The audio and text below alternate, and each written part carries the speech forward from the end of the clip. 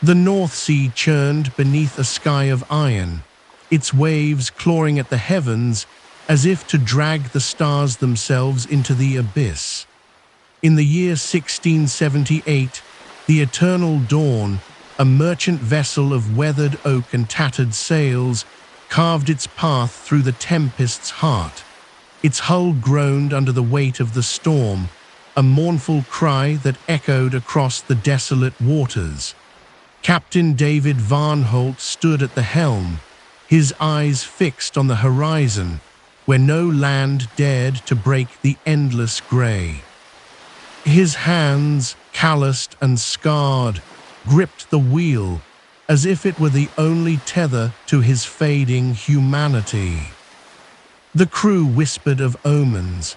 The compass spun wildly, refusing to point north. Gulls, those harbingers of the shore, had vanished days ago, leaving only the howl of the wind to fill the silence. In the hold below, the cargo, spices and silks from distant lands, shifted uneasily, as if it, too, sensed the shadow creeping over the ship. David paid no heed to the murmurs. His heart was a stone, hardened by years of war and loss, and he had no patience for superstition.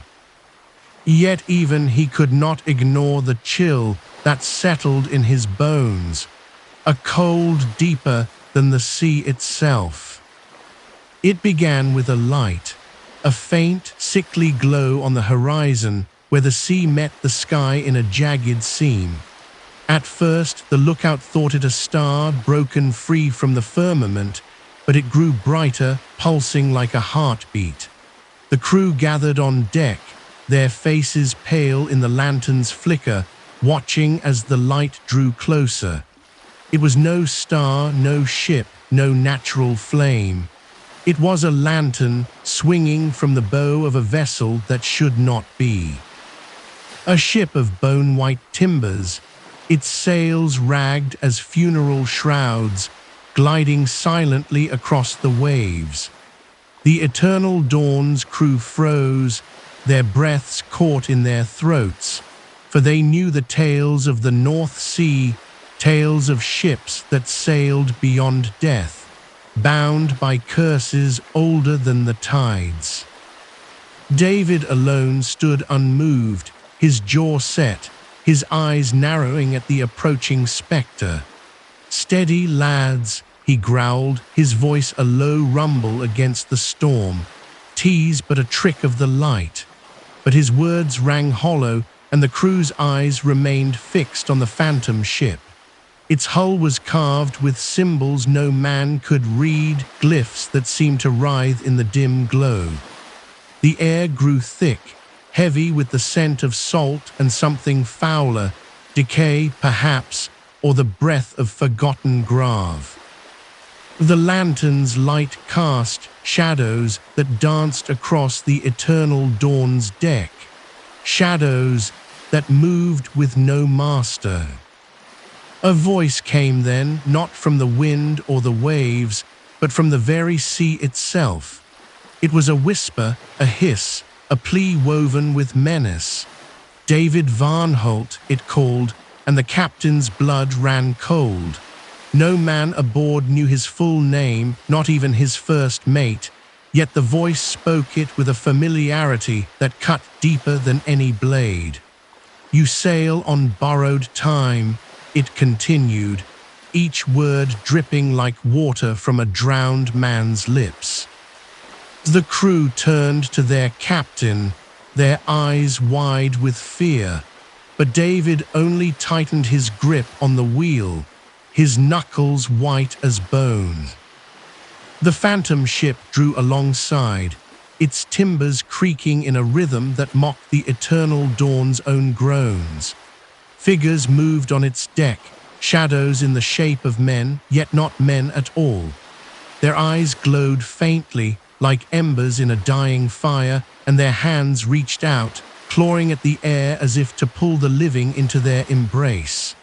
The crew stumbled back, some falling to their knees, muttering prayers to gods they had long forsaken. David alone stood tall, though his heart pounded like a war drum. He had faced storms and pirates, cannons and betrayal, but this was something older, something that did not belong to the world of men. "Who are you?" David demanded, his voice steady despite the tremor in his soul. The phantom ship offered no answer, only the ceaseless swing of its lantern casting light that seemed to pierce his very being. The glyphs on its hull pulsed, and for a moment David saw visions in their shapes, flames consuming a village, a woman's face twisted in sorrow, a child's hand reaching from the dark. Memories, perhaps, or warnings. He shook his head, banishing the images, but the voice spoke again. "You cannot outrun the debt," it said. "The sea keeps what it claims." The eternal dawn lurched suddenly, as if struck by an unseen force. The deck tilted, and men screamed as barrels broke free, rolling into the sea. The storm, which had raged with fury, grew impossibly fiercer, the waves rising like mountains to swallow the ship whole. David fought the wheel, his muscles straining, but it was as if the sea itself had turned against him. The phantom ship remained untouched, gliding effortlessly through the chaos, its lantern a beacon in the maelstrom. A sailor, young and wild-eyed, scrambled to David's side. "Captain, we must turn back," he cried, his voice barely audible over the wind. "That ship, it's no ship at all, it's death come for us."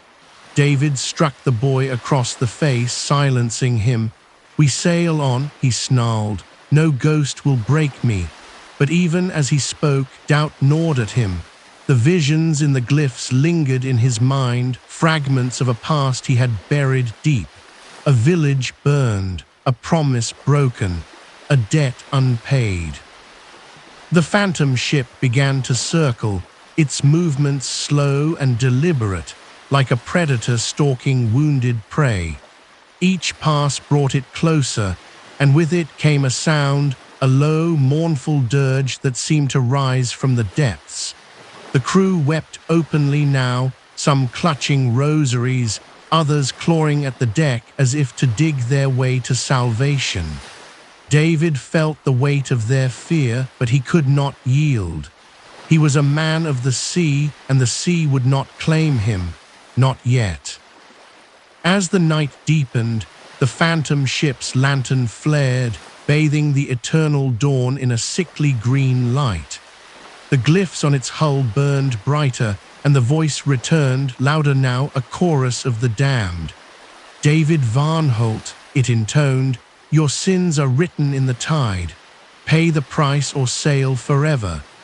The words hung in the air, heavy as the storm, and for the first time David faltered. His hands slipped from the wheel, and the eternal dawn spun wildly, caught in the sea's merciless grip. The crew screamed as the ship tilted, water rushing over the deck. David staggered, his vision blurring, the lantern's light searing into his mind.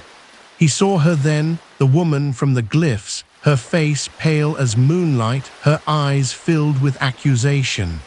"You left me," she whispered, though her lips did not move. "You left us all." David roared, a sound of defiance and despair, but the sea swallowed his voice. The phantom ship loomed closer, its shadowy crew reaching out, their hands inches from the eternal dawn's railing. And then silence. The storm ceased, the waves stilled, and the phantom ship vanished, its lantern snuffed out like a candle. The eternal dawn floated on a sea as smooth as glass, the sky above empty of stars. The crew lay scattered, some sobbing, some staring blankly at the horizon. David stood alone at the helm, his breath ragged, his mind racing. The voice was gone, the ship was gone, but the weight of its words remained. A debt, a price, a curse. The eternal dawn sailed on, but the silence was louder than the storm. And in the darkness, David knew the sea was not done with him. The eternal dawn drifted on a sea of unnatural calm, its sails limp, its timbers creaking in the oppressive silence. The crew moved as if in a trance, their eyes hollow, their hands trembling as they repaired ropes and mended sails. The storm had vanished, but its absence brought no comfort. The air was heavy, thick with the scent of salt and dread, and the horizon stretched endlessly, a grey void that seemed to mock their hope of land. Captain David Varnholt stood at the helm, his gaze fixed on the sea, but his mind was elsewhere, trapped in memories he had long tried to drown. He saw the village again, as he had in the phantom ship's glyphs. A cluster of stone cottages huddled against a windswept cliff, their roofs blackened by fire. He heard the screams, the crackle of flames, the desperate cries of those he had sworn to protect. David had been younger then, not yet a captain, but a man of ambition, driven by promises of wealth and glory. The village of Skalholt had been his home, a place of cold winters and warm hearths, where he had loved a woman named Marit. Her face haunted him now, pale, with eyes like the sea before a storm, her voice soft as the tide. She had begged him to stay, to forsake the sea and the merchant's contract that promised riches. But David had chosen the horizon over her, and in doing so, he had chosen ruin. The memory came unbidden, sharp as a blade. Skalholt had been a haven for outcasts, a place whispered to harbor secrets older than the church that stood at its heart. The villagers spoke of a pact, a bargain struck with the sea itself to ensure bountiful catches and safe voyages. But such pacts came at a cost, and David, in his arrogance, had ignored the warnings. He had taken the merchant's gold, promised to deliver forbidden cargo, relics said to be cursed, stolen from a sunken temple in the far north. He had laughed at the tales, dismissing them as peasant superstition. But when the flames came, when the village burned, he knew the truth. The sea did not forgive. The sea did not forget. Now aboard the eternal dawn, David felt the weight of that truth. The phantom ship's words echoed in his mind. Your sins are written in the tide. He had thought the fire an accident, a spark from a careless hearth, but the visions in the glyphs told a different story. The sea had claimed Skalholt, had claimed Marit, had claimed the child she carried, his child, and it had not been sated. The crew watched him now, their eyes filled with questions they dared not ask. David offered no answers. He turned the wheel, setting a course for nowhere, for the sea offered no refuge. Days passed, or perhaps weeks, time blurred in the endless grey. The compass remained broken, its needle spinning like a dancer caught in a trance. The crew grew gaunt, their rations dwindling, their whispers turning to mutiny. The captains cursed us, they muttered in the shadows of the hold. That ship, it came for him. David heard their words but said nothing. He could not deny the truth in their fear. The sea was watching, waiting, and the eternal dawn was no longer a ship but a prisoner. It was on a night when the moon hung low, a sickle of silver in a starless sky, that the phantom ship returned. The lookout's cry was a strangled gasp, cut short by terror. The crew rushed to the deck, their lanterns casting feeble light against the dark. There it was, gliding silently from the mist, its bone-white hull gleaming like a corpse in the moonlight. The lantern swung from its bow, its green flame brighter now, pulsing with a rhythm that matched the beating of David's heart. The glyphs on its hull writhed, their shapes clearer now, flames, faces, hands reaching from the deep.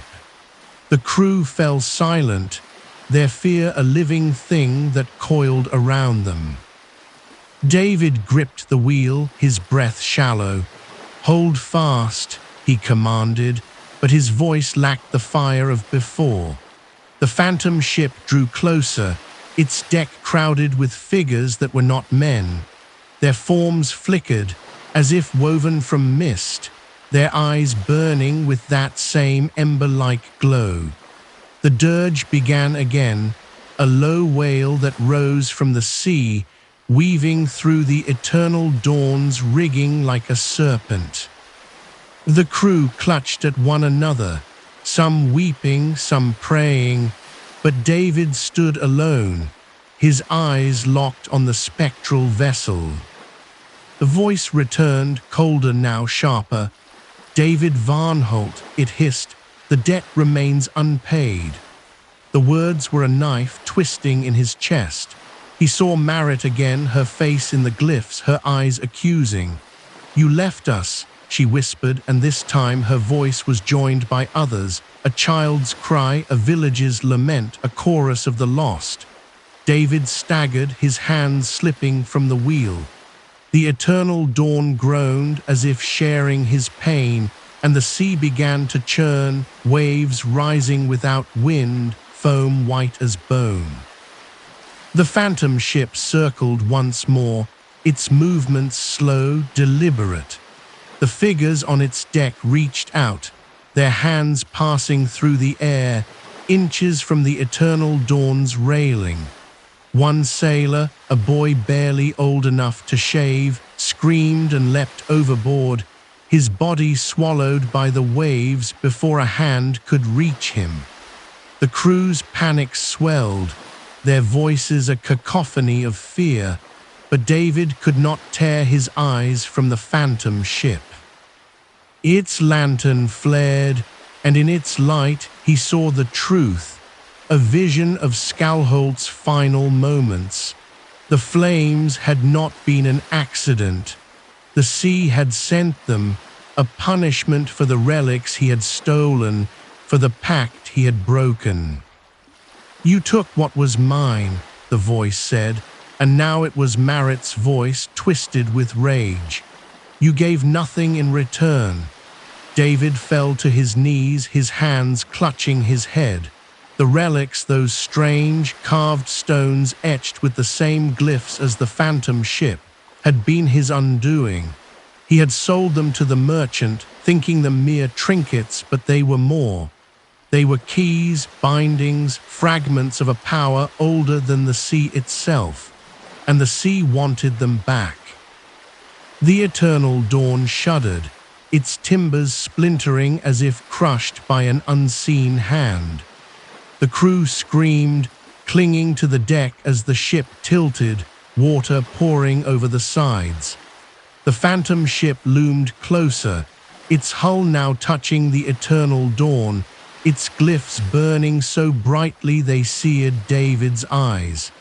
He saw Marit's face again, not in the glyphs, but on the deck of the phantom ship, her form translucent, her hands outstretched. "Pay the price," she whispered, and the sea roared in answer, a wave rising to swallow the eternal dawn whole. But the wave did not fall. The sea stilled, the phantom ship retreated, its lantern dimming as it vanished into the mist. The eternal dawn remained, battered but afloat, its crew gasping, their faces pale as death. David rose, his legs unsteady, his mind a storm of guilt and defiance. The curse was not done with him. The sea was patient, and its hunger was endless. The eternal dawn limped through the North Sea, its hull scarred, its sails frayed like the edges of a widow's veil. The unnatural calm that followed the phantom ship's retreat had settled over the vessel like a shroud, but it brought no peace. The crew moved in silence, their faces gaunt, their eyes darting to the horizon, as if expecting the spectral vessel to emerge from the grey at any moment. The air was thick with salt and fear, and the ship's timbers groaned as if mourning the boy lost to the waves. Captain David Varnholt stood at the helm, his hands steady on the wheel, but his mind was a tempest, torn between guilt and defiance. The sea had spared them, but he knew it was only a reprieve. Below deck, the crew's whispers grew bolder, their fear curdling into rebellion. In the dim glow of a single lantern, they huddled in the hold, their voices low but sharp with accusation. "It's the captain," growled Jacob, the first mate, his beard matted with salt. "That ship, it called his name. He's brought this curse upon us." The others nodded, their eyes glinting with desperation. A grizzled sailor named Torben clutched a knife, his knuckles white. "We should throw him to the sea," he muttered. "Let it take what it wants." But others hesitated, their loyalty to David warring with their terror. He had led them through storms and battles, his will as unyielding as iron. Yet now, even that iron seemed to rust under the weight of the phantom ship's gaze. David knew of their unrest. He heard their murmurs through the ship's walls, felt their eyes boring into his back. But he could not face them, not yet. His thoughts were consumed by the visions in the glyphs, Marit's face, the burning village, the relics he had stolen. He had buried those memories in the deepest corners of his soul, but the sea had dredged them up, laying them bare like bones on a desolate shore.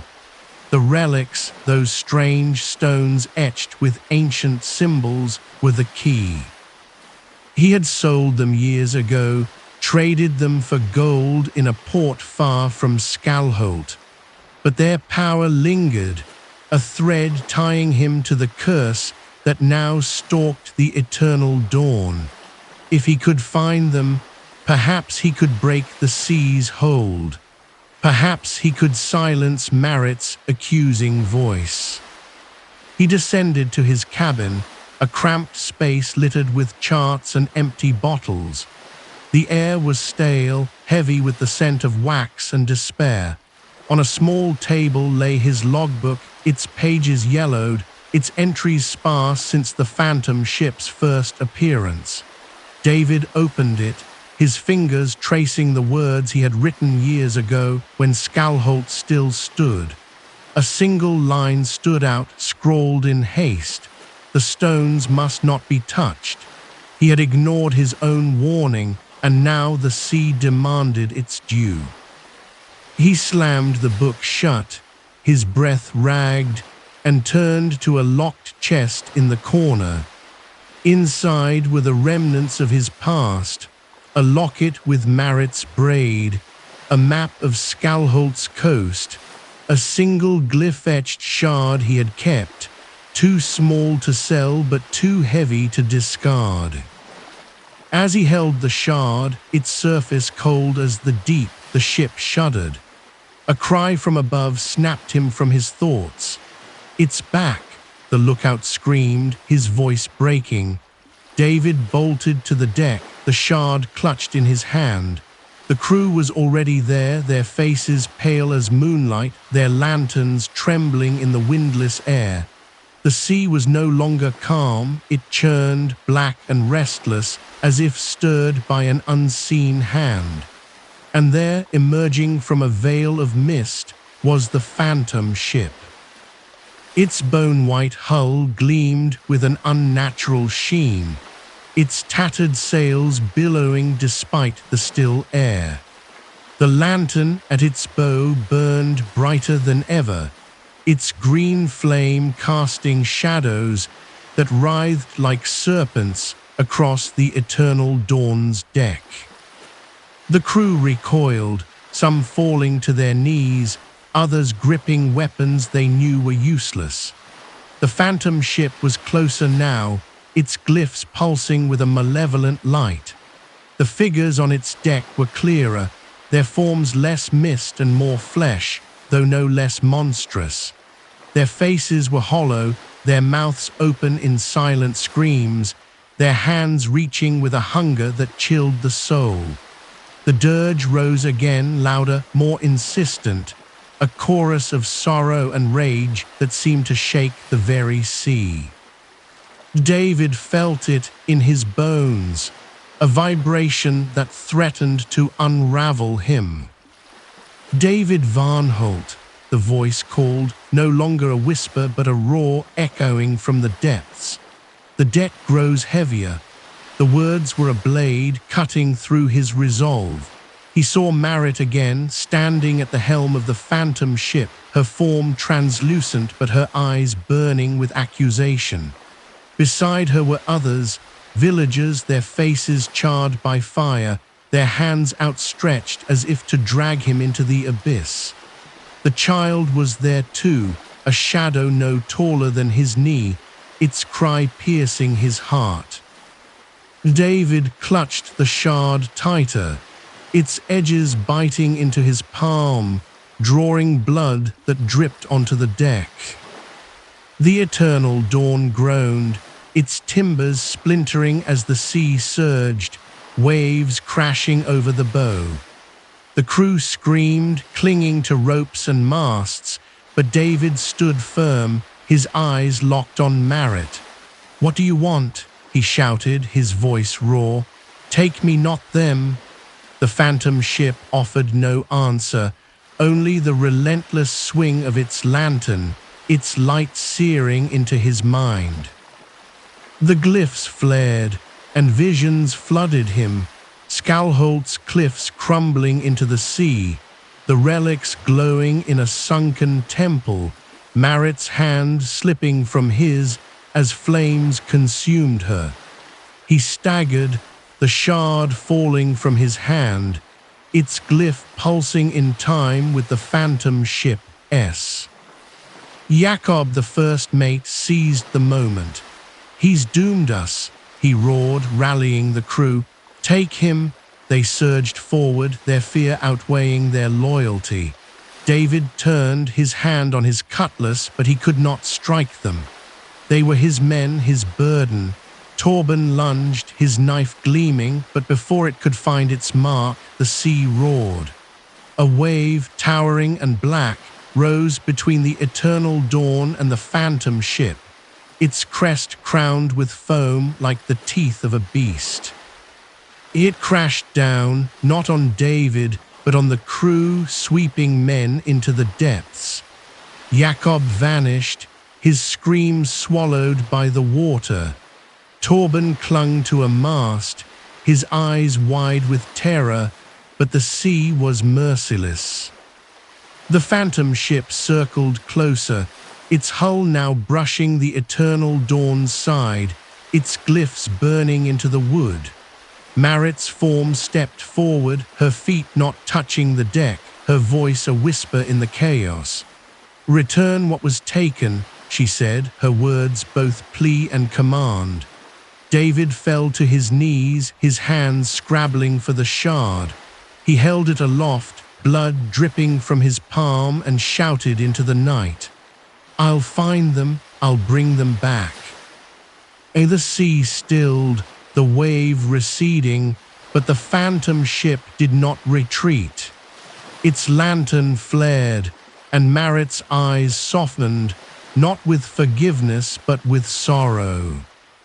Then, as suddenly as it had come, the phantom ship vanished, its light snuffed out, its dirge fading into silence. The eternal dawn rocked gently, the surviving crew gasping, their numbers halved. David rose, the shard in his hand, his resolve hardened. He would find the relics, no matter the cost. The sea would have its due, but he would not surrender without a fight. The eternal dawn sailed on, a ghost of itself, its deck stained with salt and blood, its crew reduced to shadows of men. The sea stretched endless around them, a mirror of grey that reflected no sky, no hope. The survivors moved like spectres, their hands trembling as they tied knots and scrubbed the deck, their eyes avoiding Captain David Varnholt. He stood at the helm, the glyph-etched shard clutched in his bloodied hand, its weight heavier than the ship itself. The phantom ship's last visitation had left them broken, half the crew lost to the waves, the rest bound by fear and mistrust. Yet David's resolve burned brighter, a fire kindled by guilt and defiance. He would find the relics. He would end the curse. The sea would not have him without a fight. The crew's silence was louder than their earlier mutiny. Torben, the grizzled sailor who had raised his knife against David, now worked in sullen quiet, his eyes darting to the horizon as if expecting the phantom ship's return. The others followed suit, their loyalty shattered, held together only by the absence of land and the fear of what lurked below. David knew their thoughts. He was the curse's anchor, the reason the sea hunted them. He could not blame them. The visions of Skalholt, of Marit's accusing eyes, haunted him as surely as the phantom ship haunted the eternal dawn. But he could not falter, not now. In his cabin, David pored over the map of Skalholt's coast, its edges frayed, its ink faded. The relics, those cursed stones he had sold, had come from a sunken temple off that jagged shore, a place the villagers had whispered of in dread. The map marked its location with a single rune, identical to the glyph on the shard. He traced it with his finger, the symbol pulsing faintly as if alive. The temple was far, a journey through treacherous waters, but it was his only hope. If the relics were there, or if their power lingered, he could return what he had stolen. He could appease the sea, or so he told himself. The crew resisted when he announced the course. To Skalholt, Torben spat, his voice hoarse. "You'd lead us to the devil's own cradle." The others murmured agreement, their faces pale, but David's gaze silenced them. "We sail," he said, his voice iron, "or we die here waiting for that ship to take us all." They obeyed, not out of loyalty but necessity, for the sea offered no other path. The eternal dawn turned north, its prow cutting through waves that grew colder, sharper, as if the sea itself resented their purpose. Days bled into nights, the sky a perpetual shroud of grey. The compass spun aimlessly, but David navigated by memory, by the pull of the shard in his hand. It grew warmer as they neared Skalholt, its glyph glowing faintly, a beacon or a warning. The crew's fear deepened, their whispers turning to prayers though no god answered. Strange signs plagued them. Fish floated dead on the surface, their eyes milky. The water shimmered with unnatural lights, green and fleeting, like the phantom ship's lantern. One night, a sailor swore he saw faces in the waves, their mouths open in silent screams.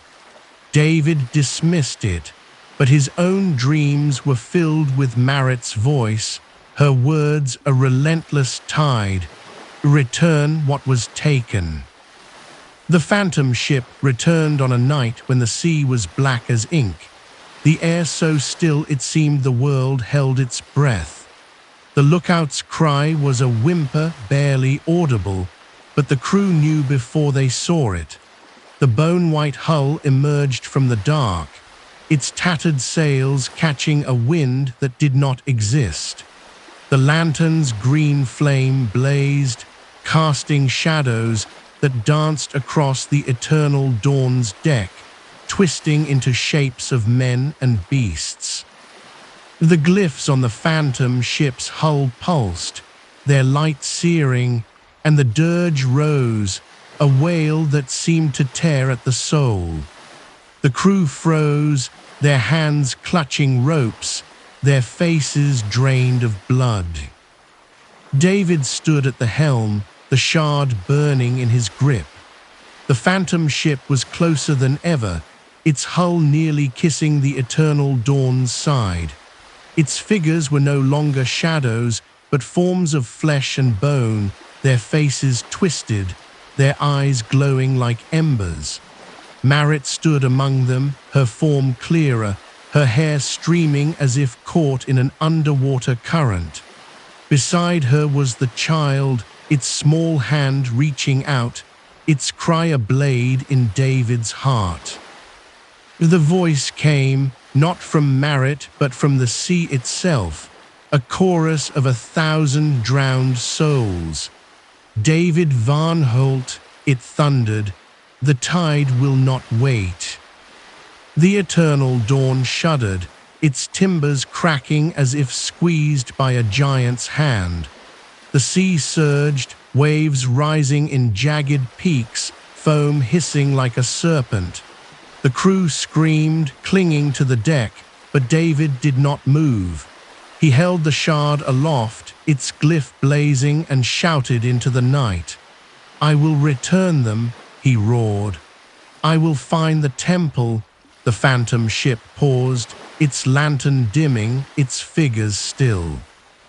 Marit's eyes met his, and for a moment he saw not accusation but sorrow, a flicker of the woman he had loved. Then the sea roared, a wave crashing over the eternal dawn, sweeping men and barrels into the deep. Torben lunged at David, his knife flashing, his face a mask of rage. "You'll kill us all," he screamed, but the wave took him before he could strike, his body vanishing into the black. The crew's cries faded, drowned by the sea's fury. David clung to the wheel, the shard pressed to his chest, its heat searing his skin. The phantom ship circled, its glyphs pulsing in time with his heartbeat, its dirge now a hymn of triumph. Marit's voice cut through the chaos, soft but clear. "Oh, the temple waits," she said, "but the sea is impatient." The wave receded, the sea falling still, and the phantom ship vanished once more, its lantern snuffed out like a dying star. The eternal dawn floated, battered, its deck nearly empty. Only a handful of crew remained, their eyes hollow, their hands trembling.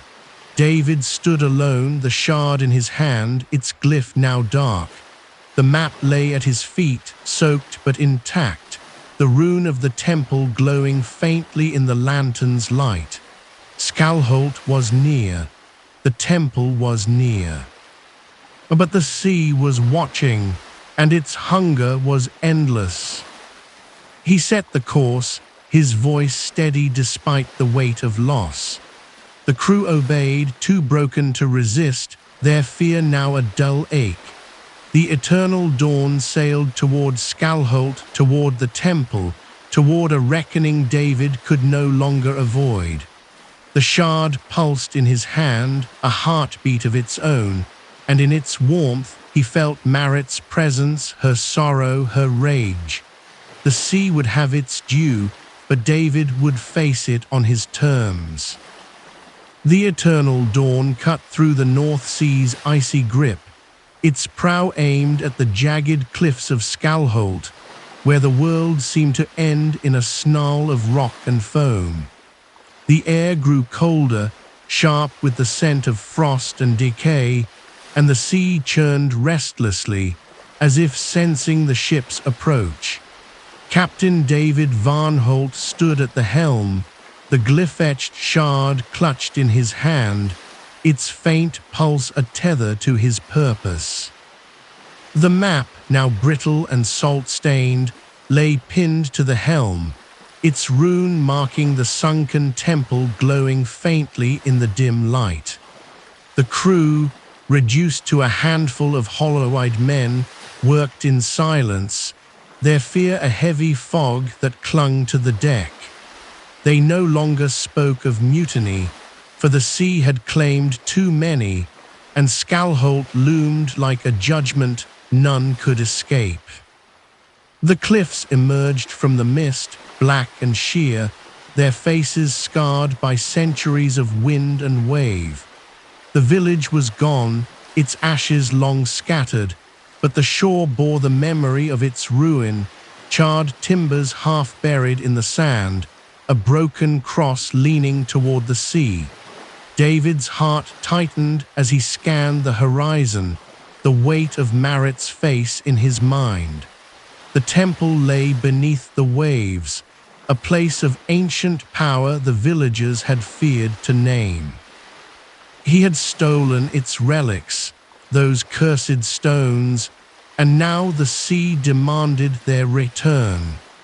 The shard in his hand grew warmer, its glyph flickering like a dying ember, urging him toward the deep.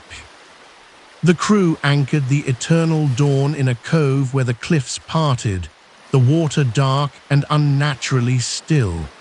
The men whispered of eyes in the depths, of shadows that moved against the current, but David silenced them with a glance. He ordered a boat prepared, a small skiff to carry him alone to the temple's resting place. The crew hesitated, their hands trembling, but none dared volunteer to join him. "Stay with the ship," David commanded, his voice low but unyielding. "If I do not return, sail south and pray the sea forgets you." They nodded, their eyes averted, and David stepped into the skiff, the shard tucked into his coat, the map clutched in his hand. The sea was cold as death, its surface smooth as glass but heavy with menace. David rowed toward the rune's mark, where the water deepened to an inky black. The shard pulsed, its heat searing through his coat, and the sea responded, ripples spreading outward as if stirred by an unseen hand. He peered into the depths, where faint lights flickered, green like the phantom ship's lantern, weaving through the dark like will-o'-wisps. The temple was there, he knew, its spires drowned but unbroken, its power alive. He tied a rope to the skiff and prepared to dive, his breath shallow, his mind filled with Marit's voice. "Return what was taken." The water swallowed him, its cold a blade that cut to the bone. He descended, the shard's glow lighting his path, its glyph casting eerie shadows on the sea floor. The temple loomed below, a ruin of carved stone, its arches choked with kelp, its walls etched with glyphs that pulsed in time with the shard. Fish darted away, their scales catching the light, but no other life stirred. The silence was oppressive, broken only by the thud of David's heart. He swam deeper, his lungs burning, until he reached the temple's heart, a chamber where the relics had once rested, now empty save for a single stone altar, its surface carved with the same rune as his map. He touched the altar, and the shard flared, its light blinding. Visions flooded him, Skalholt's villagers offering sacrifices to the sea, their chants echoing through the temple, the relics glowing with a power that bound the sea's wrath. His own hands years ago prying the stones free, ignoring the warnings. He saw Marit, her face twisted in despair as flames consumed the village, her voice crying his name. The sea had taken her, taken them all because of him. David pressed the shard to the altar, his blood mixing with the water, and whispered, "I return it." But the sea did not answer. The water shuddered, a current pulling at him like a living thing. The glyphs on the walls blazed, and a sound rose, a dirge low and mournful, the same as the phantom ship's. David kicked upward, his lungs screaming, but the sea fought him, its currents twisting like hands. He broke the surface, gasping, only to find the skiff gone, the rope severed. Above, the sky was black, and the eternal dawn was a distant silhouette, its lanterns flickering like dying stars. And there, gliding from the mist, was the phantom ship. Its bone-white hull cut through the waves, its tattered sails billowing in a wind that did not touch the sea.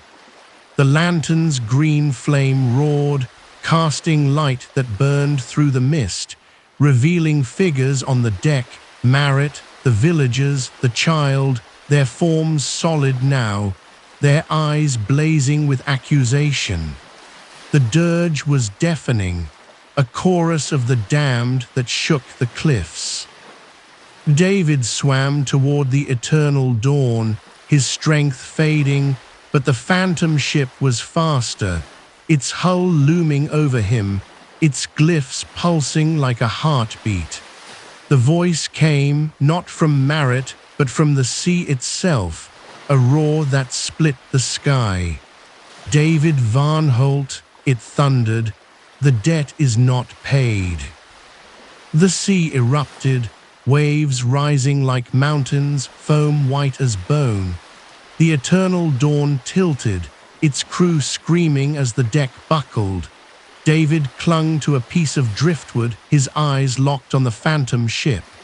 Marit stepped to the edge, her form no longer translucent but flesh, her hair streaming like seaweed.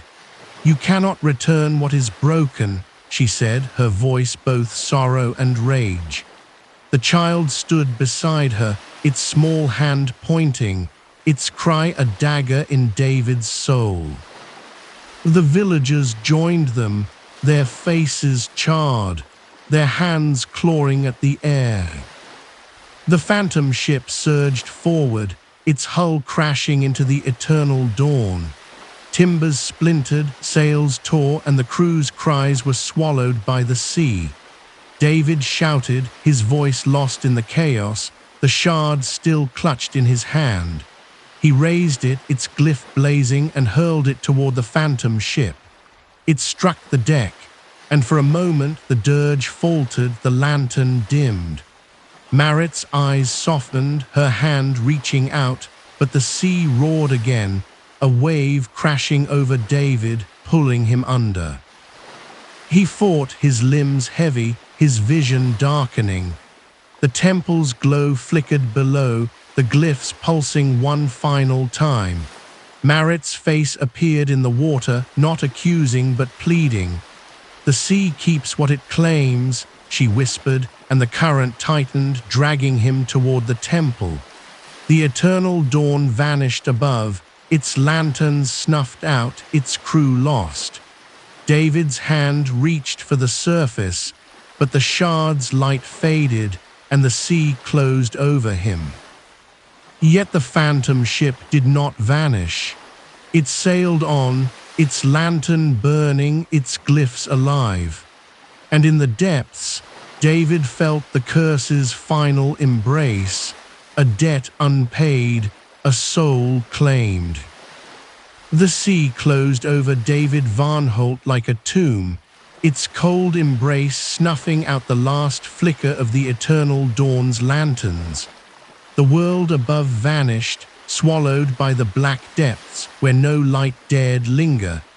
His body sank, pulled by currents that moved with purpose, as if the sea itself were a living thing claiming its prize. The shard, its glyph now dark, slipped from his grasp, spiraling downward into the abyss.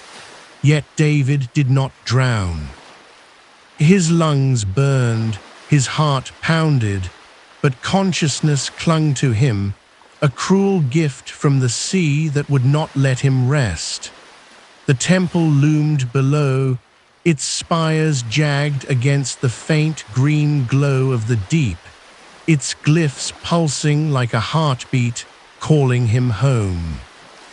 Marit's face flickered in the water, her eyes no longer accusing but mournful, her form woven from the currents. The villagers of Skalholt surrounded her, their charred faces illuminated by the temple's light, their hands reaching out as if to pull him into their embrace. The child was there, its small form a shadow against the altar, its cry a thread that bound David to his guilt. He tried to speak, to beg forgiveness, but the sea stole his voice, filling his mouth with salt and sorrow. The temple's chamber opened before him, its stone walls carved with runes that burned with the same fire as the phantom ship's glyphs. The altar stood empty, the shard now resting at its base, its light extinguished, but its power undimmed. The sea spoke, not in words but in a vibration that shook David's bones. "The debt is not paid," it said, its voice a chorus of the drowned, of Marit, of the child, of every soul lost to Skalholt's flames. David's mind reeled, visions flooding him, the relics he had stolen, their power unleashed when he broke the village's pact. The fire that consumed Skalholt, not an accident but a punishment. Marit's final moments, her hand reaching for him as the sea claimed her. He had thought returning the shard would end it, but the sea demanded more. It demanded him. The currents shifted, lifting him toward the temple's ceiling, where a mosaic of stone and shell depicted a great eye, its pupil a whirlpool that stared into his soul. The glyphs pulsed faster, their light searing, and David saw the truth. The relics were not mere stones, but fragments of the sea's heart, bindings that held its wrath at bay. By taking them, he had unleashed its hunger, and Skalholt had been the first to pay. Now the eternal dawn was gone, its crew lost, and David was alone with the sea's judgment. Yet he was not dead. The curse would not grant him that mercy. A sound broke the silence, a dirge, low and mournful, rising from the depths. The temple trembled, its walls cracking, and the water churned as a shadow loomed above. The phantom ship descended, its bone-white hull piercing the sea's surface, its tattered sails trailing like ghosts. Its lantern burned, a green flame that illuminated the temple, casting shadows that danced like the damned. The figures on its deck were clearer now, Marit, the villagers, the child, their forms solid yet translucent, their eyes glowing with the sea's wrath. They did not speak, but their presence was a weight, a chain that bound David to the temple's floor. He struggled, his limbs heavy, his heart a drumbeat against the dirge. "Take me," he tried to shout, but the words were bubbles lost in the deep. The phantom ship circled the temple, its glyphs pulsing in time with the altar's runes, its lantern's light searing into David's mind. He saw Marit step forward, her hand outstretched, her face a mask of sorrow. "You cannot pay with one life," she said, her voice clear despite the water. The sea claims all. The child joined her, its small hand clutching hers, its eyes piercing David with a grief that cut deeper than any blade. The temple shook, stones falling from its arches, and the sea roared, a sound that threatened to unravel him. The phantom ship's hull brushed the altar, and the shard flared once more, its glyph blazing. David reached for it, his fingers grazing its surface, but the current pulled him back, pinning him against the mosaic eye. The villagers' faces loomed closer, their hands clawing at him, their mouths open in silent screams. He saw the flames of Skalholt again, the relics glowing in his hands, the pact he had broken. "I'm sorry," he whispered, the words lost but felt, a plea to Marit, to the child, to the sea.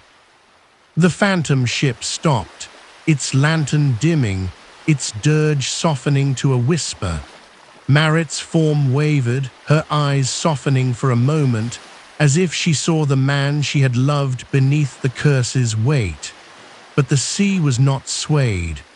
The currents tightened, dragging David toward the altar, where the shard now burned with a light that rivaled the sun. The glyphs on the walls flared, and the mosaic eye opened, its whirlpool pupils spinning, pulling him in. He fought, his hands scrabbling at the stone, but the sea was stronger. The phantom ship rose, its hull breaking the surface, its figures vanishing into the mist above. David's vision darkened, the temple fading, but the dirge lingered, a sound that followed him into the void. He awoke on a deck, not of the eternal dawn but of the phantom ship itself. Its timbers were cold, its sails tattered, its lantern swinging gently, casting green light across the sea. The crew surrounded him, Marit, the villagers, the child, their forms no longer spectral but bound to the ship, their eyes fixed on him. He tried to stand, but his legs were heavy, as if the sea still held him. The ship sailed on, its course aimless, its horizon endless. "You are ours now," Marit said, her voice soft but final. The child took his hand, its touch cold as the deep, and David felt the curse's full weight. The eternal dawn was gone, its crew claimed, but the phantom ship endured, a prison for those who had defied the sea.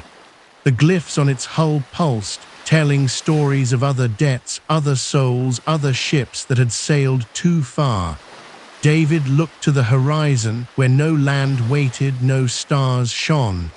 The sea was his world now, its tides his chains. The phantom ship sailed on, its lantern a beacon in the dark, its dirge a song that never ended. And David Varnholt, once a captain, now a shade, stood at its helm, his hand on a wheel that turned for no man, his eyes fixed on a sea that would never release him. The phantom ship sailed through a sea without end, its bone-white hull cutting through waves that rose and fell in eternal rhythm. The North Sea stretched boundless, a grey expanse where no horizon promised land, no star pierced the shroud above. David Varnholt stood at the helm, his hands bound to the wheel by invisible chains, his eyes fixed on the void. The lantern at the bow swung gently, its green flame casting shadows that writhed across the deck, painting glyphs that told stories of ruin and retribution. The dirge never ceased, a low wail that wove through the tattered sails, a song of the damned that bound the ship's crew to their fate. Marit stood beside him, her form solid yet translucent, her eyes holding a sorrow that cut deeper than the sea's cold. The child clung to her side, its small hand gripping hers, its face a mirror of David's guilt. The villagers of Skalholt filled the deck, their charred forms moving with purpose, mending spectral ropes, tending sails that needed no repair. But they were not alone. Other figures emerged from the mist, souls claimed by the sea across centuries, their eyes glowing with the same ember-like light. A Norse warrior, his beard crusted with frost, clutched a broken axe. A merchant in tattered velvet, his fingers stained with ink. A young girl, her dress torn, humming a lullaby that blended with the dirge. Each bore the mark of a debt unpaid, a pact broken, a sin written in the tide. David felt their presence, a weight heavier than the sea itself. The ship was a prison, its timbers alive with the sea's hunger, its course set by a will older than time. He tried to speak, to ask Marit for forgiveness, but his voice was a whisper stolen by the wind.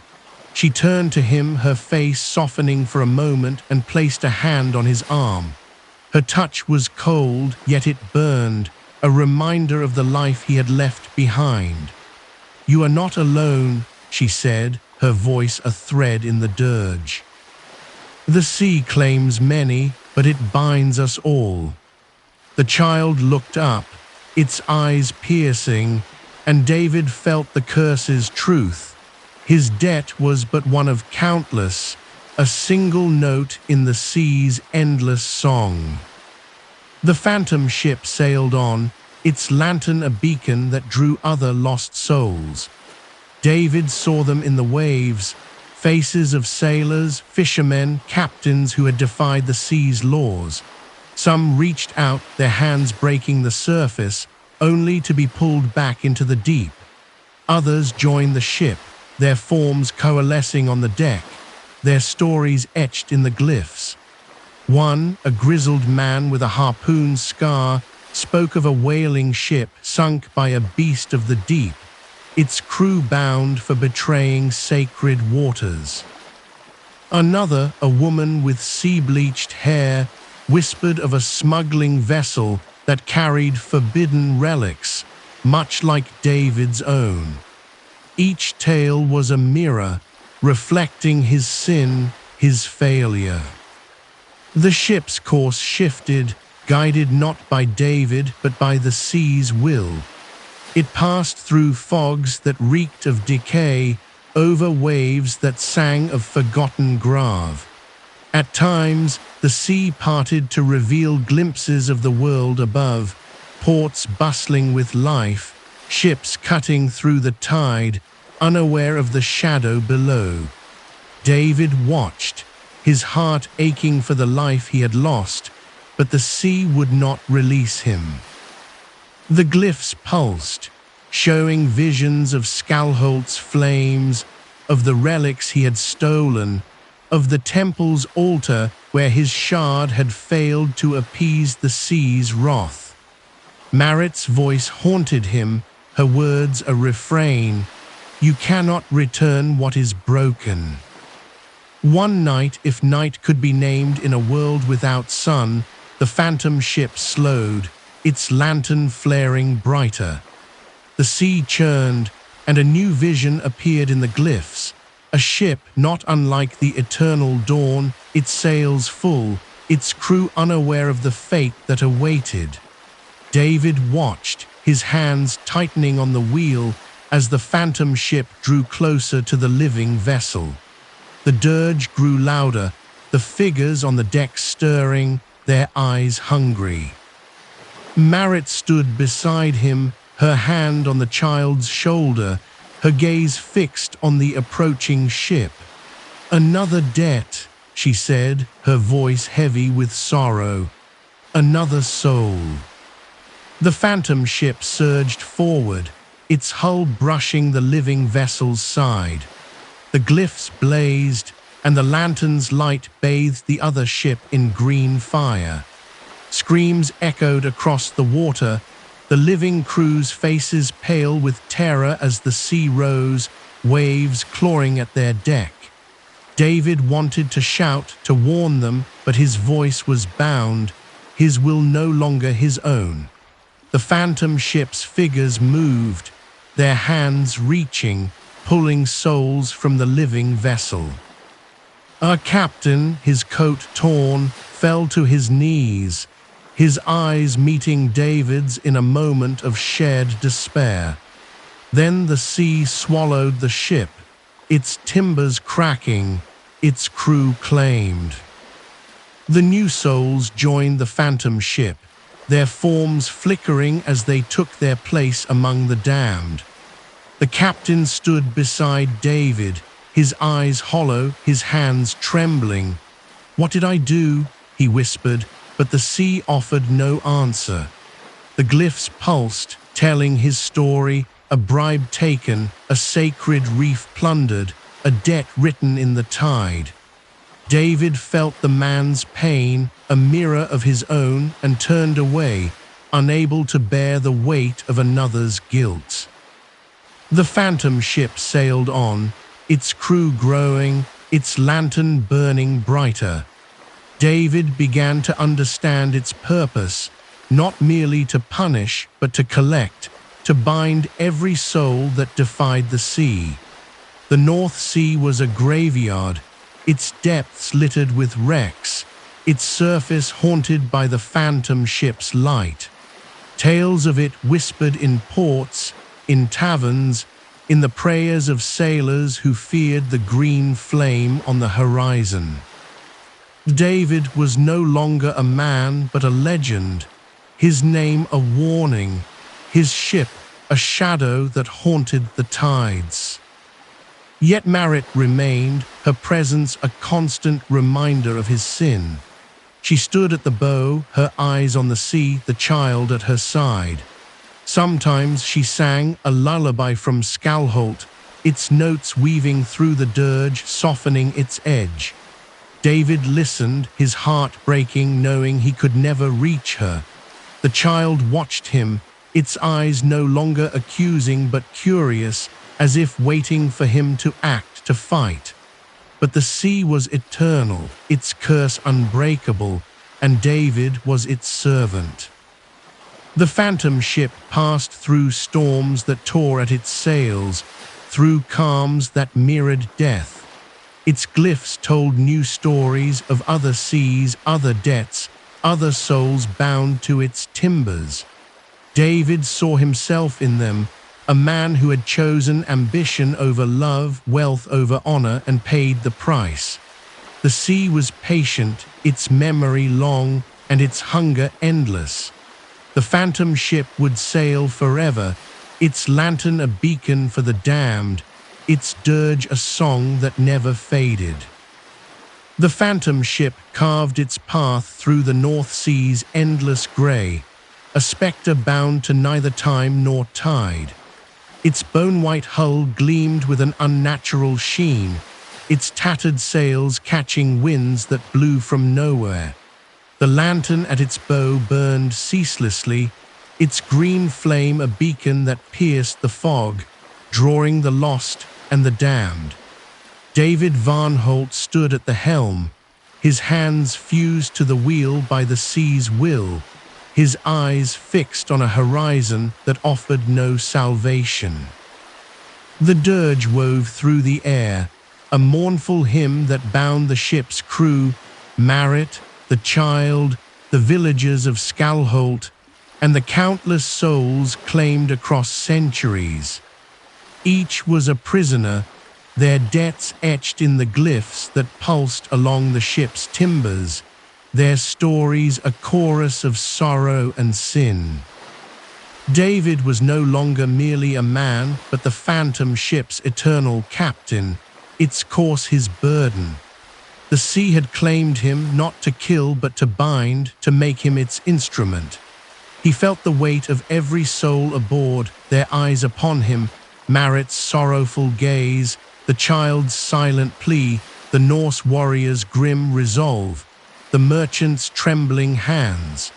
They moved as one, tending the ship's spectral rigging, their actions guided by a force older than memory. The glyphs told their tales, a tapestry of betrayal and greed, a Viking who slew a sacred beast, a merchant who traded lives for gold, a girl who sang to call storms. David's own sin, stealing the relics, breaking Skalholt's pact, burned brightest, its glyph a wound that never healed. The sea was alive, its currents whispering secrets, its waves carrying echoes of forgotten wrecks. The phantom ship sailed through realms where the living could not follow, where time bent and the world above was but a shadow. Yet it was drawn to the living, to ships that sailed too boldly, their captains blind to the sea's laws.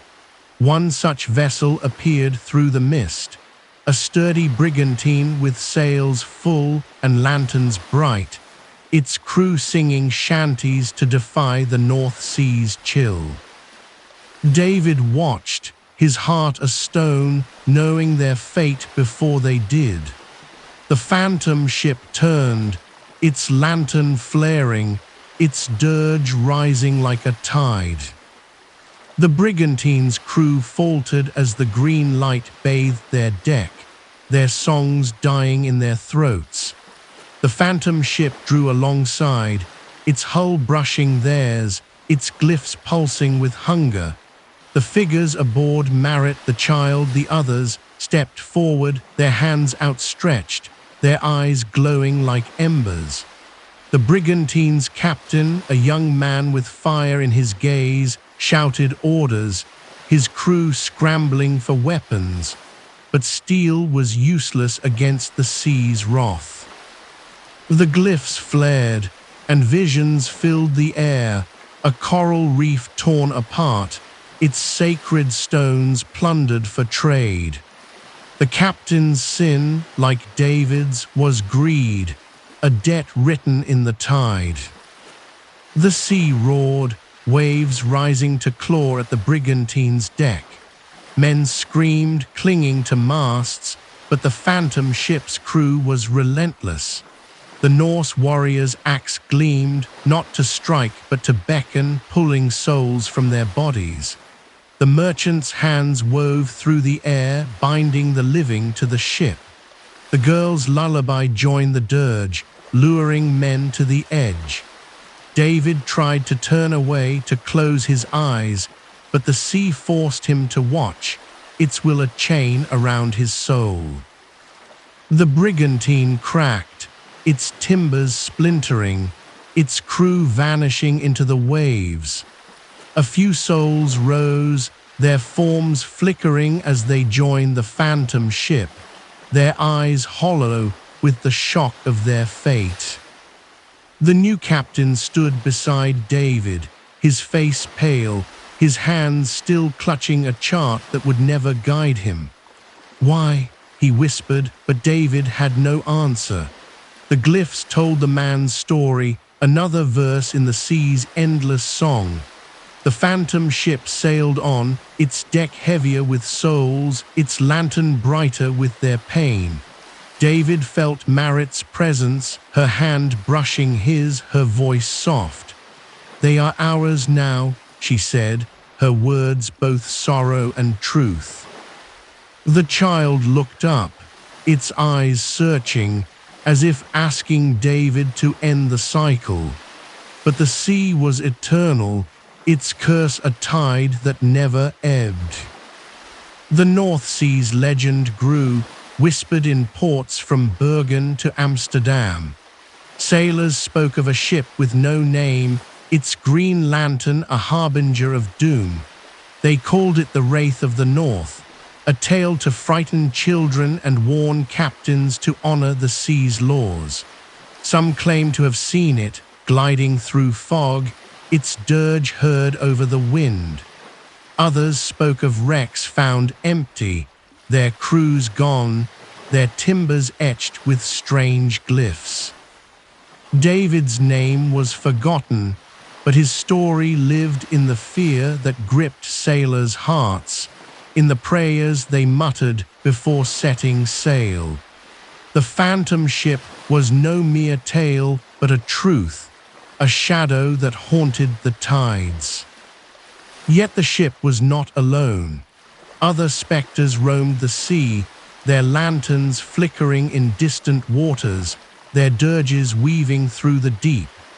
David saw them sometimes, faint lights on the horizon, other ships bound by other debts. A galleon with blood-red sails, its crew chanting in a tongue long dead. A fishing boat, its nets filled with bones, a warship, its cannons firing silently into the void. Each was a prison, its captain a servant like David, their stories bound to the sea's hunger. The glyphs whispered of them, of pacts broken across oceans, of relics stolen, of sacred waters defiled. The North Sea was but one chapter in the sea's vast book, its pages written in salt and sorrow. David stood at the helm, the wheel turning beneath his hands, guided by the sea's will. Marit remained beside him, her presence a comfort and a curse. The child sang softly, its voice blending with the dirge, a lullaby that spoke of Skalholt's lost days. The villagers worked, their charred hands steady, their eyes fixed on the sea. The Norse warrior sharpened his axe, the merchant counted coins that turned to ash, the girl wove storms in her song. David felt their stories, their sins, their debts, and knew his own was no different. He had stolen the relics, broken the pact, and the sea had claimed him, yet he could not surrender. The phantom ship sailed on, its lantern a green flame in the dark, its dirge a song that bound the living and the dead. David looked to the sea, its waves whispering of other ships, other souls, other debts waiting to be claimed. The North Sea was a graveyard, its legends alive in the fear of those who sailed its tides, and David was its keeper, its captain, its prisoner. The phantom ship glided through the North Sea's eternal twilight, its bone-white hull a scar against the grey waves. The lantern at its bow burned with a green flame that never faltered, casting shadows that danced across the deck, weaving tales of ruin in the glyphs etched into the timbers. David Varnholt, the eternal captain, stood at the helm, his hands bound to the wheel by the sea's unyielding will. His eyes, once sharp with defiance, now held the weight of centuries, reflecting a sea that offered no mercy. The dirge wove through the air, a relentless hymn that bound the crew, Marit, the child, the villagers of Skalholt, and the countless souls claimed by the sea's hunger. Each was a prisoner, their debts carved into the ship's very bones, their fates intertwined with David's own. The sea was a living thing, its currents whispering of other ships, other debts, other souls waiting in the dark. The phantom ship was not alone in its curse. It was one of many, a fleet of specters that roamed the world's oceans, each bound by its own sin. David saw them in the distance, their lanterns flickering like stars fallen to the sea, a red glow from a galleon of blood and conquest, a blue flame from a fishing boat lost to greed, a white light from a warship that defied the gods. The glyphs on the phantom ship pulsed, telling their stories. Captains who betrayed sacred waters, crews who plundered what was not theirs, souls who dared to challenge the sea's dominion. David was but one among them, his debt to Skalholt a single verse in the sea's endless song. One such ship drew near, its hull black as pitch, its sails torn like a widow's shroud. Its lantern burned a sickly yellow, casting light that twisted the waves into shapes of torment. The phantom ship slowed, its dirge softening as if in deference. David felt the seas will shift, guiding his ship alongside the newcomer. Figures stood on its deck, their forms gaunt, their eyes glowing with a fire that matched their lantern's hue.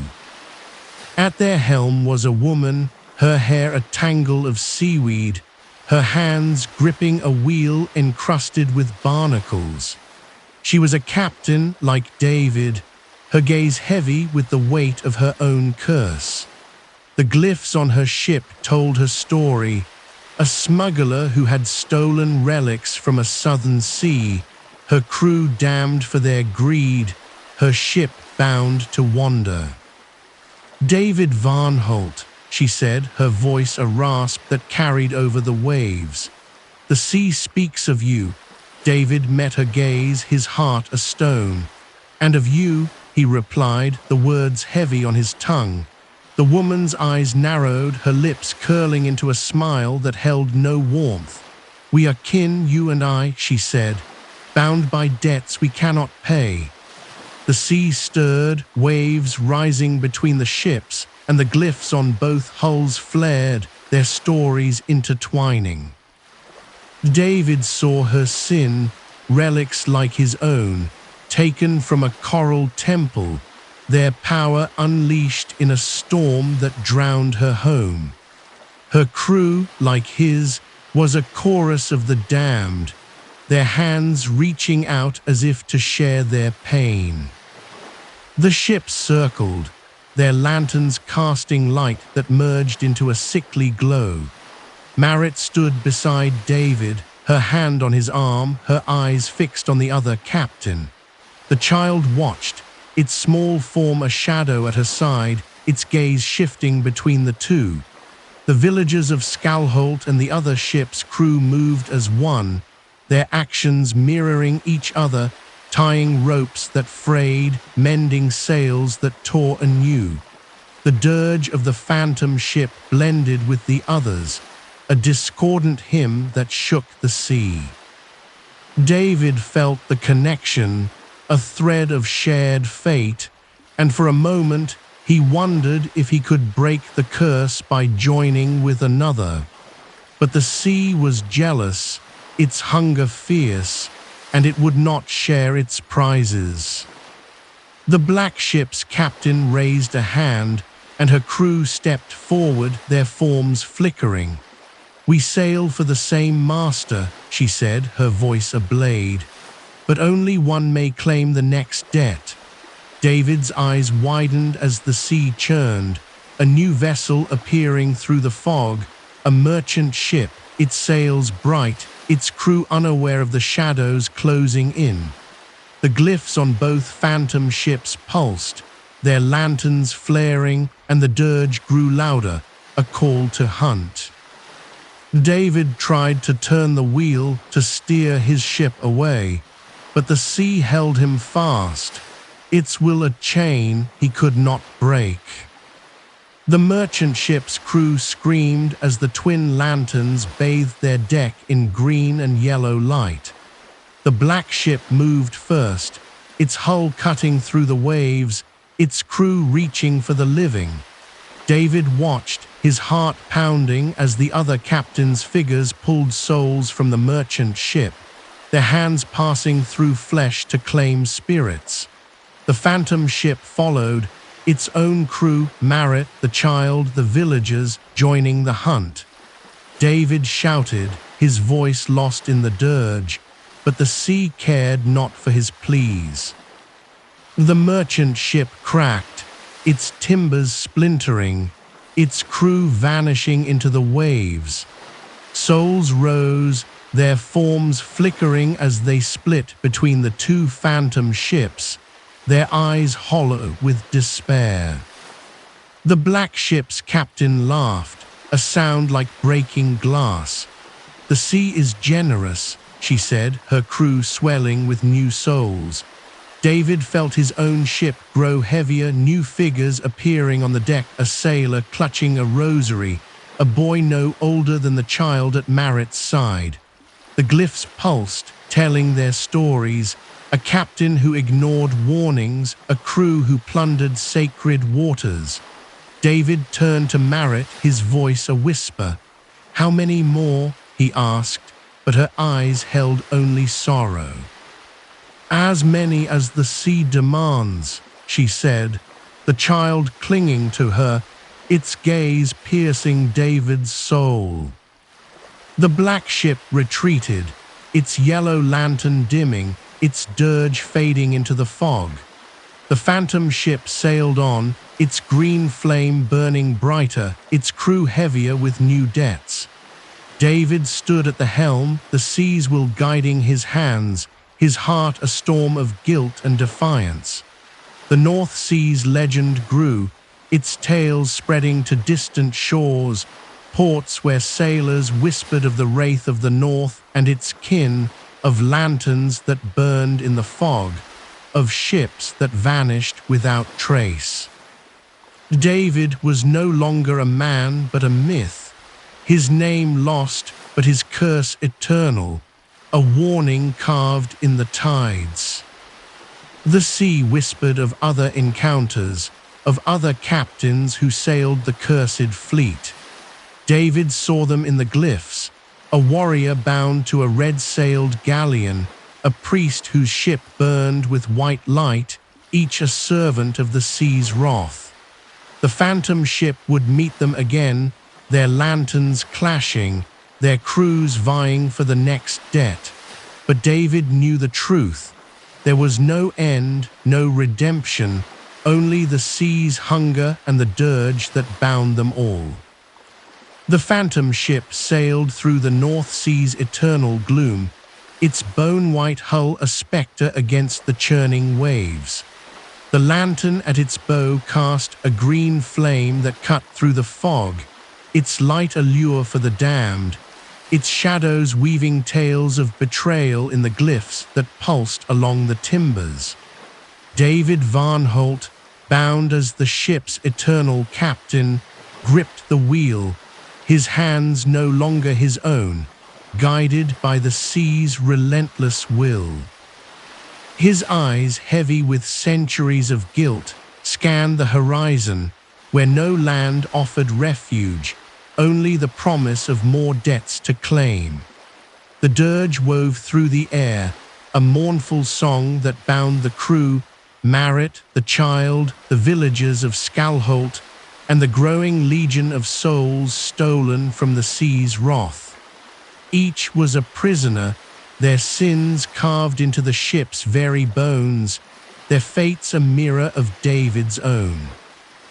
The sea whispered of its hunger, its currents alive with the echoes of sunken ships and forgotten pacts. The phantom ship was not alone.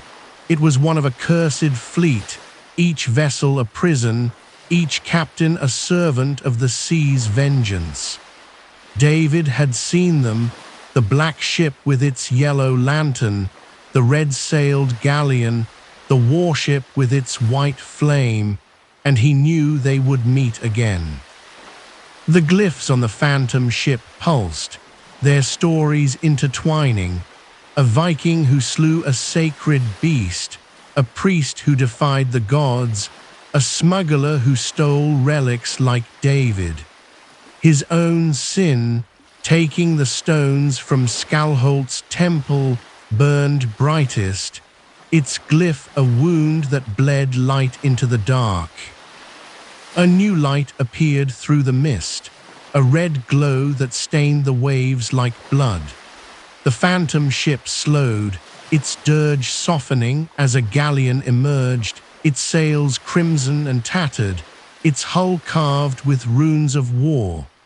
Its lantern burned with a fire that spoke of conquest, its crew a legion of warriors, their armor rusted, their eyes glowing with a fury that matched their light.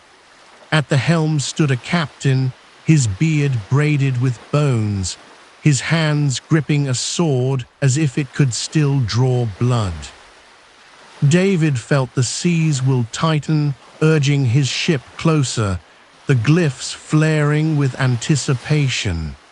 The red-sailed captain met his gaze, his voice a growl that carried over the waves. "Varnholt," he said, "the sea pits us against each other." Marit stood beside David, her hand brushing his, her eyes fixed on the galleon. The child clung to her, its small form trembling, its gaze darting between the two ships. The villagers of Skalholt and the galleon's warriors moved in unison, their hands tending spectral rigging, their actions bound by the same curse. The dirge of the phantom ship merged with the galleons, a clash of hymns that shook the sea, waves rising in jagged peaks. David felt the connection, a shared fate, but also a rivalry. The sea delighted in their struggle, its hunger fed by their conflict. "What does it want?" David asked, his voice a whisper, but Marit's eyes held only sorrow. "It wants us to fight," she said, her voice soft as a tide. "To claim, to bind, to suffer." The sea churned, and a third ship appeared, a merchant vessel, its sails white, its lanterns bright with the arrogance of the living. The glyphs on both phantom ships blazed, their lanterns flaring, and the dirge grew louder, a call to hunt. David tried to turn the wheel to steer away, but the sea held him fast, its will a chain around his soul. The red-sailed captain laughed, a sound like breaking timbers, and his galleon surged forward, its hull cutting through the waves. The phantom ship followed, its crew, Marit, the child, the villagers, stepping to the edge, their hands outstretched, their eyes glowing with the sea's hunger. The merchant ship's crew screamed as the twin lanterns bathed their deck in green and red light, their faces pale with terror. The galleon struck first, its warriors leaping across the waves, their forms passing through the merchant ship's deck to claim souls. David watched, his heart a storm, as the phantom ship's crew joined the hunt. Marit's hand tightened on his, her voice a plea. "Do not let it take you," she whispered, but the sea's will was stronger. The villagers reached out, pulling sailors from their bodies, their spirits flickering as they joined the phantom ship. The child sang, its lullaby weaving through the dirge, luring men to their doom. The merchant ship cracked, its timbers splintering, its crew vanishing into the waves. Souls rose, their forms splitting between the two cursed ships, their eyes hollow with despair. The red-sailed captain turned to David, his sword raised, his eyes burning. "The sea chooses its champions," he said. "Only one may claim the debt." David felt the seas will surge, urging him to fight, to claim the souls for his own ship. But Marit's hand stayed his, her touch a reminder of the man he had been. "There is no victory," she said, her voice breaking, "only the sea."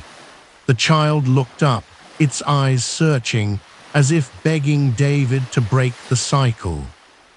He gripped the wheel, his resolve flickering, and shouted into the storm. "Enough!" The sea roared, waves crashing over both ships, and the galleon retreated, its red lantern dimming, its warriors snarling in defeat. The phantom ship sailed on, its deck heavier with new souls, a merchant clutching a ledger, a boy with a rosary, their stories etched in the glyphs. David turned to Marit, his voice raw. "How do we end this?" he asked, but her eyes held no answers, only grief. The child took his hand, its touch cold but steady, and for a moment David felt a spark of hope, a memory of Skalholt, of Marit's laughter, of a life before the curse. But the sea was watching, its currents whispering of other ships, other deaths, other captains who would challenge the phantom ship's claim. The North Sea's legend grew darker, its tales spreading to shores where sailors no longer dared to sail. The Wraith of the North was a name whispered in fear, its green lantern a sign of doom. Ports fell silent, their docks empty, their taverns filled with stories of ships that vanished, of crews lost to the fog. David was no longer a man but a shadow, his name forgotten but his curse alive in the prayers of those who feared the sea. The phantom ship was a hunter, its prey the living, its purpose eternal. Yet the sea was not content. It whispered of a gathering, a convergence of cursed ships, their lanterns burning in unison, their captains bound to a final reckoning. David felt it in the glyphs, in the dirge, in Marit's sorrowful gaze. The child sang, its voice a thread of light in the dark, and David wondered if it held the key, not to break the curse, but to face it. The phantom ship sailed through the North Sea's endless shroud, its bone-white hull a wraith against the roiling waves. The lantern at its bow burned with a green flame that pierced the fog, its light a call to the damned, its shadows weaving tales of betrayal in the glyphs that pulsed along the timbers.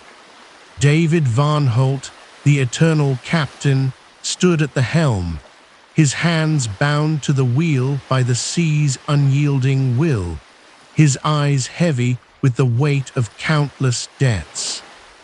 The dirge wove through the air, a relentless hymn that bound the crew, Marit, the child, the villagers of Skalholt, and the legion of souls claimed by the sea's hunger. Each was a prisoner, their sins carved into the ship's bones, their fates a mirror of David's own. The sea whispered of a gathering, a convergence of cursed ships drawn together by the sea's insatiable will. The glyphs on the phantom ship pulsed faster, their light searing, telling of a reckoning that would bind or break the damned. David felt it in the currents, in the dirge's rising pitch, in the child's silent gaze. The sea was calling its servants, captains like him, bound by their sins, their ships a fleet of shadows that haunted the world's oceans. Marit stood beside him, her hand cold on his arm, her eyes filled with sorrow and something new fear. "It comes," she whispered, her voice a thread in the dirge. The child clung to her, its small form trembling, its eyes fixed on the horizon, as if seeing what David could not. The fog parted, revealing a sea alive with light. Lanterns burned in the distance, red, yellow, blue, white, each a beacon of a cursed ship, their hulls emerging like ghosts from the deep. The red-sailed galleon, its warriors snarling, the black ship with its yellow flame, its smuggler captain's eyes gleaming, a fishing boat, its blue light flickering, its nets filled with bones, a warship, its white flame blazing, its cannons silent but heavy with menace. The glyphs on each ship pulsed, their stories merging in a tapestry of betrayal, relics stolen, sacred waters defiled, pacts broken. David's sin, taking the stones from Skalholt's temple, was but one thread, yet it burned brightest, its glyph a wound that drew the others near. The phantom ship slowed, its lantern flaring, its dirge clashing with the hymns of the others. The sea churned, waves rising in jagged peaks, foam hissing like a serpent. The captains stood at their helms, their eyes meeting across the water. David, the smuggler woman, the Norse warrior, the priest, each a prisoner of their own debt. The sea's voice roared, not in words, but in a vibration that shook the timbers. One debt remains, it said, its chorus a blend of Marit's sorrow, the child's cry and the screams of the damned. The glyphs flared, and David saw a vision, a final relic hidden in the North Sea's heart, a stone that could bind or break the curse. The child stepped forward, its small hand reaching for David, its eyes glowing with a light that matched the lantern's flame. "You must find it," it said, its voice clear, not a child's but something older, woven from the sea's depths. Marit's hand tightened on David's, her face pale. "It speaks for the sea," she whispered, her voice trembling. "It was never ours." David's heart froze, the child's words a blade. He had thought it his, Marit's, a life lost to his sin, but now he saw the truth. The child was the sea's emissary, its eyes a mirror of the temple's mosaic, its voice the curse's heart. The other captains moved, their ships closing in, their lanterns casting a kaleidoscope of light, green, red, yellow, blue, white. The red-sailed warrior roared, his sword raised, his galleon surging forward. "The relic is mine," he bellowed, his crew chanting war cries. The smuggler woman laughed, her black ship cutting through the waves, her hands weaving glyphs in the air. The priest's warship fired a silent cannon, its white flame searing the fog. The fishing boat's blue light flickered, its nets rising like specters. David gripped the wheel, the seas were urging him to fight, to claim the relic, to prove his debt above the others. But the child's hand stayed him, its touch cold but steady.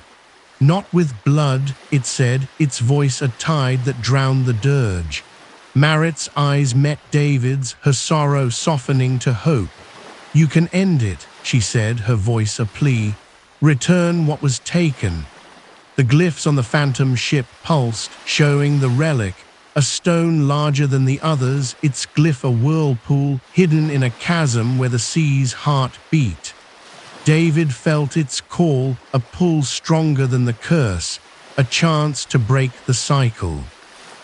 The sea erupted, waves crashing between the ships, their lanterns clashing in a storm of light.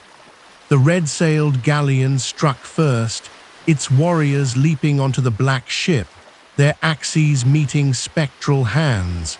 The smuggler woman countered, her glyphs binding warriors to her deck. The warship's cannons roared, their blasts silent but heavy, shaking the sea. The fishing boat's nets ensnared souls, pulling them from the waves. David's ship surged forward, its crew Marit, the villagers, the new souls, reaching out, their hands glowing with the lantern's light. David fought the sea's will, his hands trembling on the wheel, the child's voice echoing in his mind, "Not with blood." He turned the wheel, defying the sea, steering toward the chasm where the relic lay. The other ships followed, their captains snarling, their lanterns blazing. The sea roared, waves rising like mountains, foam white as bone. The child sang, its lullaby weaving through the dirge, a light in the chaos. Marit stood beside David, her hand on his, her eyes fixed on the horizon. "For us," she whispered, and David felt the weight of Skalholt, of the child, of the life he had lost. The phantom ship Dove, its hull piercing the waves, descending into the deep where the chasm waited. The other ships followed, their lanterns illuminating the sea's heart, a chasm of black stone, its walls carved with glyphs that pulsed like a heartbeat. The relic lay at its center, a stone glowing with a light that rivaled the sun. The captains converged, their ships clashing, their crews fighting for the prize. David reached for the relic, his hand guided by the child's song, but the sea fought back, its currents a fist that crushed the air from his lungs. The glyphs flared, and Marit's voice rose, a cry that drowned the dirge. "Return it." The phantom ship shuddered, its lantern dimming, its crew falling still. David touched the relic, its glyph burning into his soul, and saw the truth. The sea's hunger was not for the stone but for the will to surrender. He let go, his hand falling, and the child's light flared, its song a tide that swept through the chasm. The other captains screamed, their ships cracking, their lanterns snuffed out. The sea stilled, the relic sinking into the chasm, its light fading. The phantom ship rose, its crew silent, its glyphs dark. David stood at the helm, Marit beside him, the child gone. The North Sea was quiet, its legend sealed in the tales of those who feared its tides. The phantom ship rose from the chasm's depths, its bone-white hull scarred but unbroken, its tattered sails catching a wind that carried the scent of salt and sorrow. The North Sea stretched around it, a grey mirror reflecting no sky, only the weight of an eternal curse. The lantern at the bow flickered, its green flame dim but unyielding, casting shadows that danced across the deck, where the glyphs lay silent, their stories paused but not ended. David Varnholt stood at the helm, his hands still bound to the wheel, though the sea's will felt lighter, as if its hunger had been sated, if only for a moment. The relic was gone, sunk into the chasm's heart, yet the curse endured, its chains loosened but not broken. Marit stood beside him, her form translucent, her eyes no longer heavy with accusation, but soft with a grief that mirrored David's own. The child was gone, its presence a void that left the deck colder, its lullaby a faint echo in the dirge that lingered in the air. The villagers of Skalholt moved silently, their charred hands tending spectral ropes, their faces turned to the sea. The other souls, the merchant, the sailor, the boy with the rosary, stood among them, their eyes hollow, their debts etched into the ship's timbers. The other cursed ships, the red-sailed galleon, the black ship, the warship, the fishing boat, had vanished, their lanterns snuffed out, their captains consumed by the chasm's wrath. Yet the phantom ship sailed on, its purpose unclear, its fate unresolved. David felt the sea's gaze, its currents whispering of the relic's return. He had touched the stone, felt its power, seen the truth. The sea's hunger was not for the relic alone, but for the will to surrender, to face the debt head-on.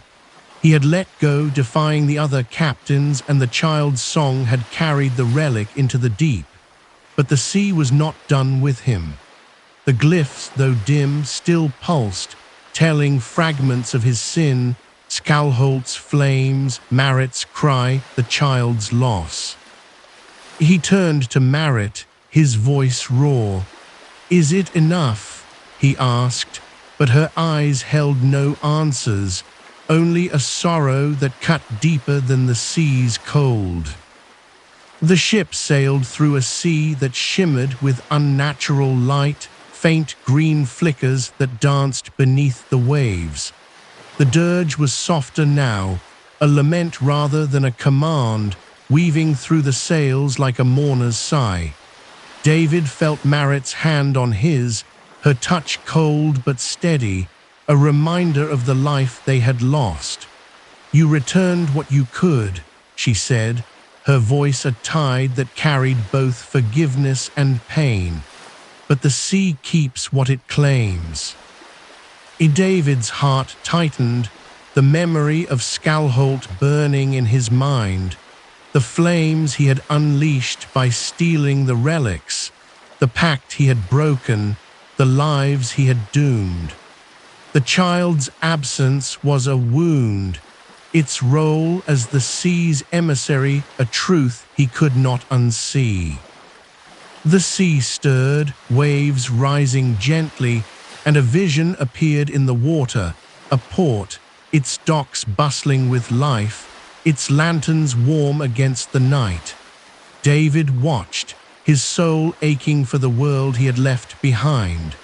Fishermen hauled nets, sailors laughed in taverns, children ran along the shore, unaware of the shadow that watched from the deep.